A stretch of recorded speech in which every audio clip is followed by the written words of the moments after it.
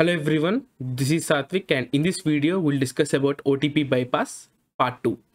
So without getting any delay, let's dive into the video.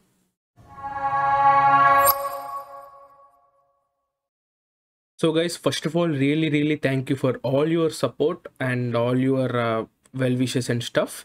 And also guys, one important suggestion that I can give you is if you're having any doubts or anything like that, make sure you check out my Discord server.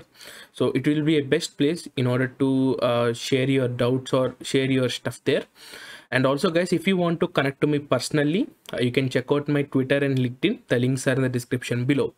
So guys, in the previous video we had discussed about the OTP bypass, which is a normal technique, so in which we try to bypass a client-side validation, like as I shown you in the previous video, where we try to change the responses, and even we were able to bypass the stuff easily, right? So that is an easy thing. And also, if you haven't watched it, please watch it. It is a good video. So it will be the back video of this video, or I'll leave you in the cards or in the description below.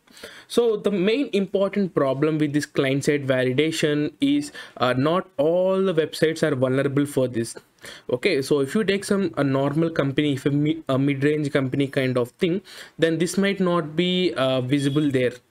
Okay, you can mostly find it in small websites or the websites which are recently launched. Okay, so this is a catch over in this technique. And also guys, some of you are asking me that whether all these techniques work on some big companies like Snapchat and Instagram. No, that doesn't work, because they used to have this kind of stuff, but it is fixed right now. Okay, and also all the vulnerabilities I'm going to show you might not work on all the websites. It is just a way in order to how you can do that. So the best technique is, so one more best technique is no rate limiting. So with the help of no rate limit, we can try to bypass an OTP as well.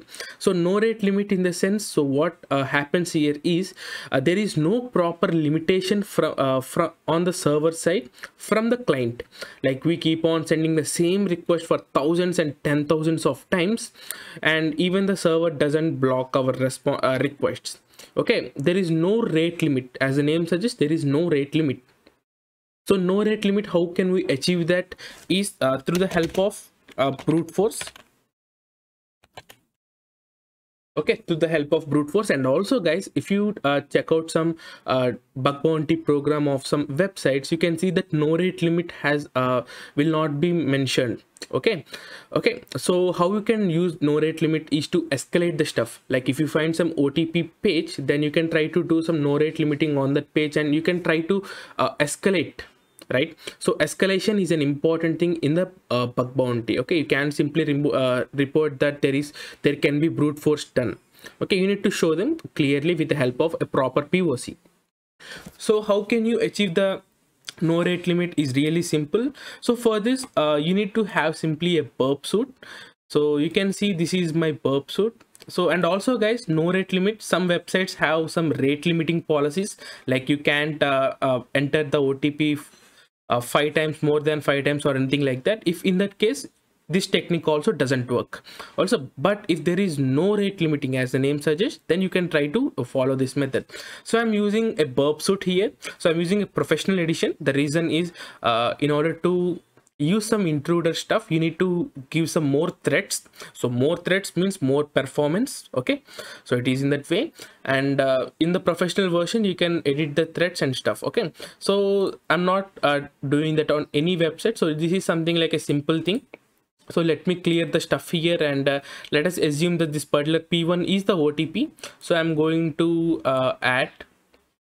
Okay, and also guys, if you don't know about this burp suit, there is a detailed playlist available on my channel, which is named as Mastering Burp Suit. I will leave that in the cards or in the description below. You can check out from there. And then once you select the OTP field, you can simply go to the payloads tab, and here you can set the payloads. So it is not like a simple text or anything like that. So you need to select something called as numbers here. So if you go a little bit down, you can simply set something like numbers. Okay, so what you need to do here is, so let us assume that the OTP size is 4. Okay, so like you can identify, right? So you can do something like this, 4 zeros to 4 nines. So that will be the maximum value, right? And the step will be 1. So step will be like an increment. Okay, like how many increments this can be done. And also minimum number of digits. So how many digits we are having here? 4. If you don't provide this particular thing, then what possibly will happen is, it will start from 0 to 9999. So it will be a huge deal. But if you provide this minimum and the maximum digits, so what will happen is it will be like 3 zeros 1 0 0 0 2 and like that, right? So that is how the things happen. Okay, so what you can do is then, so once you set it up all these options, you can go to the options once again. You can change the number of threads. As I told you previously, that more number of threads is directly proportional to better performance. Okay, you can try to do that, and you can simply start an attack over there. Okay, so and by looking into the responses, you can try to obtain whether that particular OTP is getting validated or not. Or you can also observe that whether after how many unsuccessful attempts the requests are getting blocked. If there is no blocking of the request, then you can, most probably, as I told you, if you are familiar with mathematics, so the possibility of an OTP will be always from, if it is 4 digits, okay, it will be, if it is 6 digits, then you need to add some 2 more zeros here and 2 more nines here. Okay, so the possibility will be like this. So the value will be always from this value to this value. Okay, so if there is no proper rate limiting, so with the help of brute force itself, or brute force, or with the help of this particular no rate limiting thing, you can simply try to bypass the OTP here, and you can simply provide an what you call a POC saying that no rate limit on the OTP page helps us in bypassing the OTP. So you can keep subject like that, and you can try to report this particular thing. So I reported this bug. So first of all, what I did was there was a website called as abc.com. So I'm not mentioning the name. Okay, so I tried to do an OTP bypass, and there is no client side validation. So it means there is server side validation. So even though I changed the particular responses, I was unable to bypass the OTP.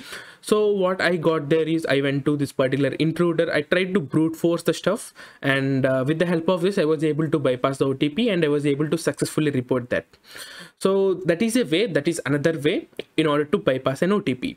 So guys, that is it for today's video. I hope you find this video helpful, and really thank you for watching this video until the end. This is Satvik signing off, and I'll meet you in the next video. Thank you.